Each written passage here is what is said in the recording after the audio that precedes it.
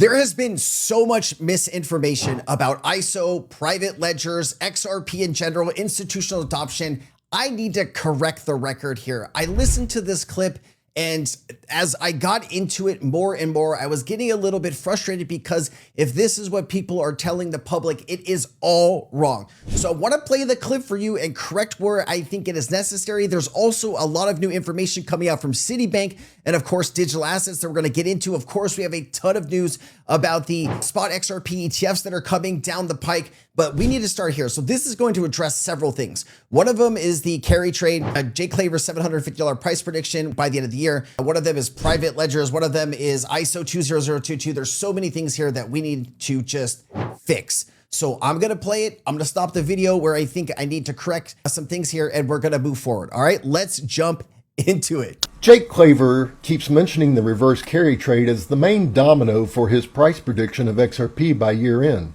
So I asked Grok AI to estimate when the reverse carry trade would unwind, and this is the answer I got. Based on current trajectories, I predict a disorderly unwind accelerating in Q1 of 2026 with the implosion, that is the rapid self-reinforcing liquidation, peaking around March of 2026. I believe Jake is just a little early, but Q1 of 2026 seems to be the logical timeline. That being said, I believe the XRP price change is going to be centered around something much more obvious, and that would be the Clarity Act. I know many are saying XRP doesn't need the Clarity Act for adoption because XRP is not classified as a security. However, I think they're missing one important point. Financial institutions are not going to adopt XRP without the full legal regulation and clarity.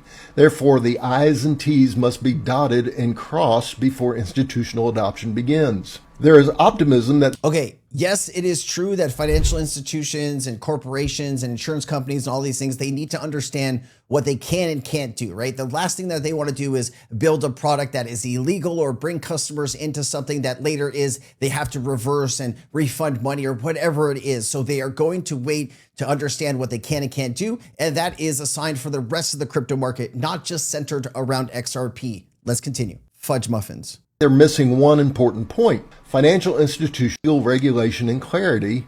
Therefore, the I's and T's must be dotted and crossed before institutional adoption begins. All right, here we go.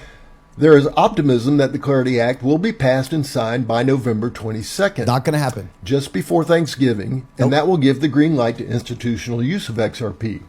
That also coincides with the SWIFT. Okay, really quickly, Tim Scott just said that he believes it'll happen somewhere in December. This date is being pushed back and pushed back. Never get married to dates, especially with Congress and the Senate, because they are all kind of scattered here. Now, we're going to start talking about ISO 20022, and this is what kind of pains me. Let's listen to it. I'll correct it. An ISO 20022 adoption deadline, and we don't have long to wait because it's this week.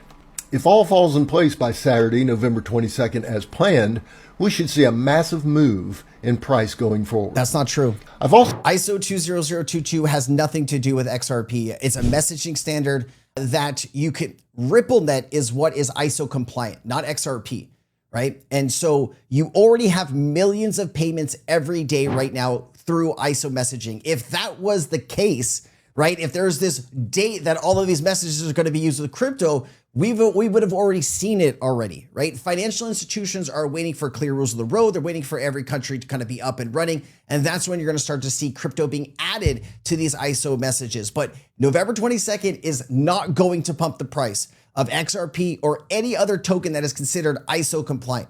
Please understand that this is false narrative.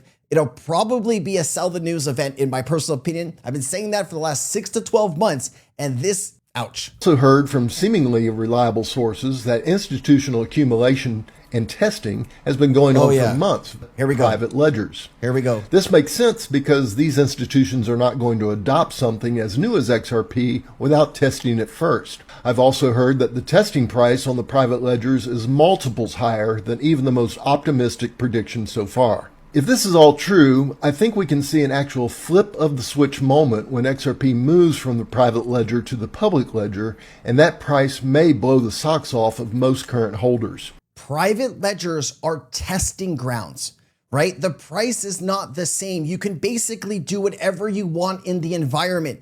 So yes, you could test the price up to hundreds of thousands of dollars, but when they merge eventually, it's not like you're bringing the price of thousands of dollars into the public ledger. Okay, let's think about this logically.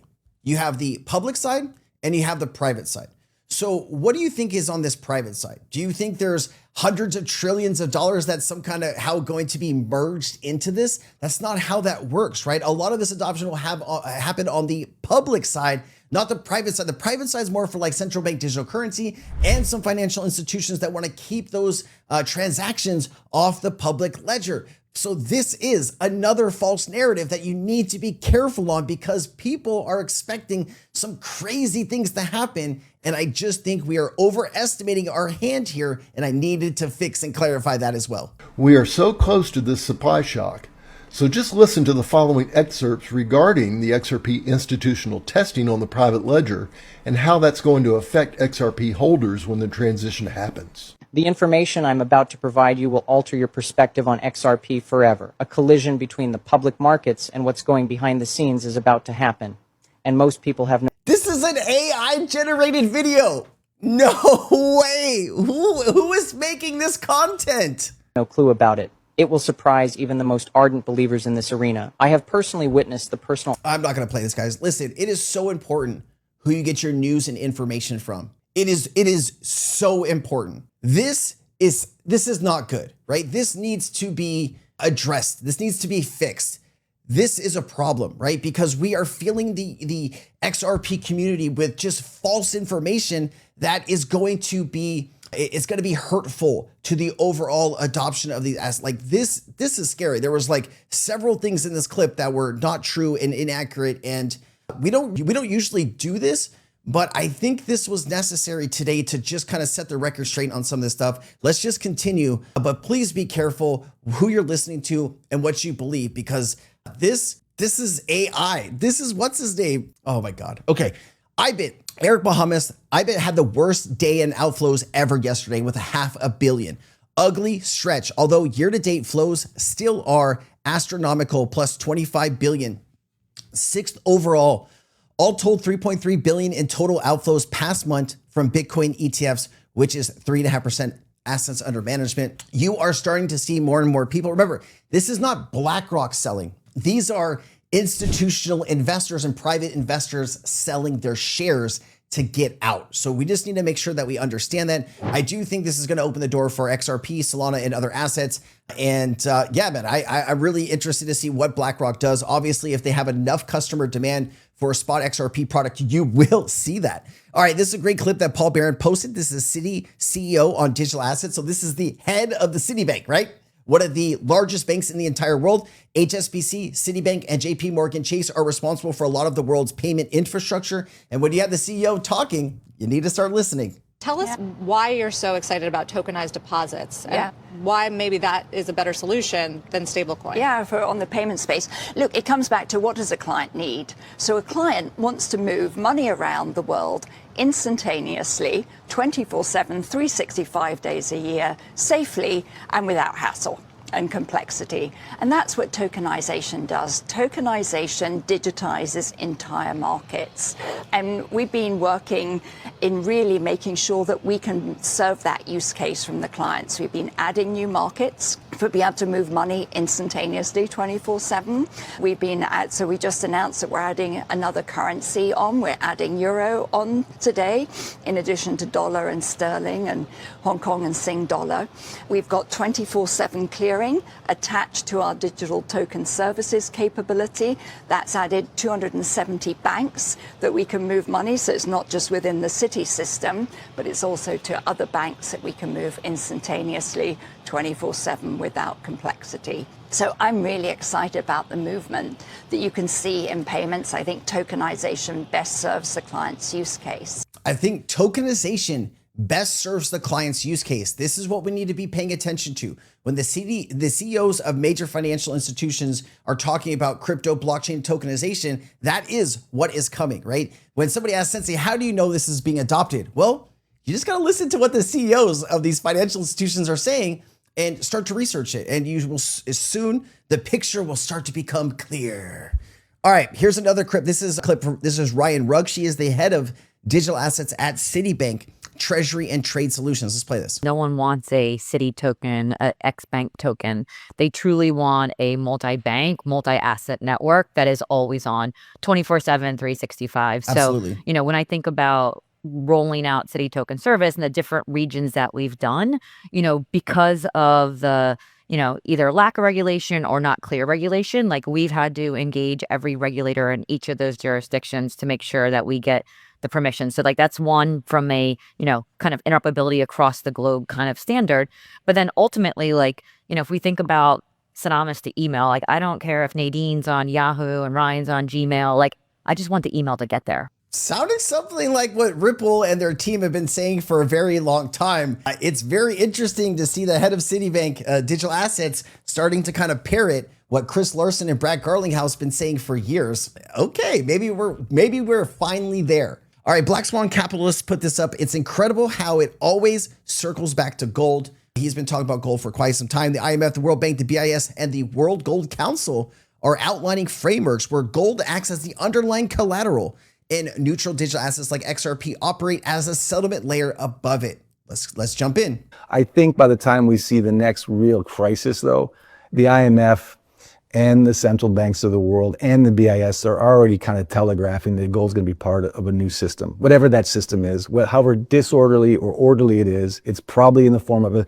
central bank digital currency of some form. The IMF literally has a graph of it on their Bretton Woods 2.0 page on their website. And at the base of that graph is physical gold. Because even for something as awful as central bank digital currency to have any validity, they know now in this new crisis to come, which they helped create, and they blamed on COVID, they know now for that central bank digital currency beast to have any credibility as an efficient settlement policy, it has to be backed by a hard asset, and they put gold as the hard asset there. And that's why the BS and everyone else, BIS is making gold a tier 1 asset. They're programming us serfs for the moment when centralized currencies are coming in, and they're gonna back that in some coverage ratio with physical gold. I'm quite convinced of that. What do you guys think, right? Is this new system going to be backed by gold? It sure sounds like that is the growing consensus among people. I like how he said BS, right? Instead of BIS. I think he just accidentally did that, but it was kind of interesting timing that he said that. All right, so here you go. Grayscale coming soon. GXRP. Every time I think about GXRP, I start thinking about like West Side Rap and things like that. I don't know what it is. Never mind. I'm getting off topic. All right, Wisdom Tree XRP ETF scenario. Assume less than canary one day, better than the daily average moving forward at the current price. Now, I have put together a lot of different information scenarios. Chaz Signgrabber is dropping heat all day long. Make sure that you're following him and supporting him on X. Of course, if you're not on X and you're just trying to stay away, I will bring you all of this so you don't have to. My mental health is affected every day by going on X, but you can save that mental health, and that's what I'm here to do. Here are some of the numbers that he put forward. 1 day, here's 1 week. Here is 1 month and 1 year. There could be a lot of XRP being bought off exchanges, but remember, all of this pricing is using the current price. Obviously, if billions of XRP starts disappearing off exchanges, the price is going to follow suit. And then here is day 5 hours before the close. We saw 219,976 shares in volume, another 8 million XRP acquired for the fund. Remember, this is just one fund starting to acquire XRP. I know you see the price kind of down here, but like, we are about to witness 7, 8, 9, 10 funds all being approved and pushing forward at the same time. What is really going to be the volume? That's going to be the most exciting part. You also have Basel Committee to overhaul crypto capital rules after US and UK rejected 1,250% risk weight that will force banks to hold $1 capital per $1 of crypto, making it unworkable and keeping banks out of Bitcoin stablecoins entirely. So it looks like there still needs to be work done here. The US and UK and Basel need to kind of get together and find out what banks are going to be able to hold and what's the risk going to be. This is the overly conservative risk weight. The 1,250% risk weight means banks must set aside as much capital as their entire crypto exposure, making it economically impractical to offer crypto services or hold digital assets. So if we ever want to get to a place where banks are being able to offer you crypto, hold crypto, we're going to need to work out some of these things. Stifling innovation adoption with capital charges so high, most banks have simply avoided dealing in Bitcoin, Ethereum, and XRP and stablecoins, blocking billions in potential crypto adoption and related banking innovation. And of course, the refusal of US and UK to implement these rules highlights significant global disagreement.